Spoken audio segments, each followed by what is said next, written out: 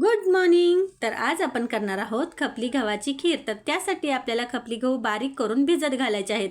नंतर एका पातेल्यामध्ये गरम पाणी करून त्याच्यामध्ये आपल्याला हे गहू घालून शिजवून घ्यायचे आहेत.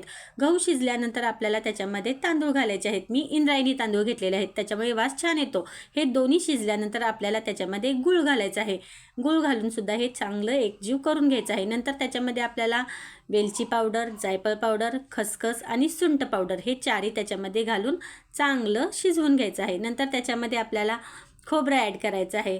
खोबरं पण छान तुम्हाला तुकडे करून घालू शकता किंवा बारीक करून, मी बारीक करून घातलेले आहेत. नंतर तुमच्या आवडीनुसार तुम्ही ड्रायफ्रूट्स घाला. तर मी सुद्धा ह्याच्यात भरपूर ड्रायफ्रूट्स घातलेले आहेत आणि हे आपल्याला छान आता हलवून घ्यायचं आहे. नंतर चव वाढवण्यासाठी आपल्याला त्याच्यामध्ये तूप घालायचं आहे. मी एक मोठा चमचा भरून त्याच्यामध्ये तूप घातलेला आहे. तुम्हाला तुमच्या आवडीनुसार तुम्ही कमी जास्त करू शकता. आणि गोड पदार्थ असला तरीसुद्धा आपल्याला त्याच्यात किंचितसं मीठ टाकायचं आहे.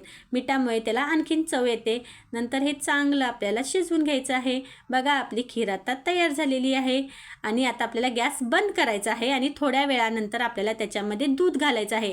लक्षात ठेवा, गॅस बंद करूनच दूध घालायचं आहे. थोड्या वेळाने खीर शिजत असताना त्याच्यामध्ये दूध घालायचं नाही, नाहीतर खीर खराब होऊ शकते. तर शाईसकट तुम्हाला ह्याच्यामध्ये दूध घालायचं आहे. खीर खूप छान लागते. तर आपली ही खीर आता तयार झालेली आहे. तुम्हाला याच्यामध्ये खवा वगैरे घालण्याची गरज नाही. तर आजचा व्हिडिओ आवडला तर लाईक करा, शेअर करा आणि सबस्क्राईब करा. Bye bye.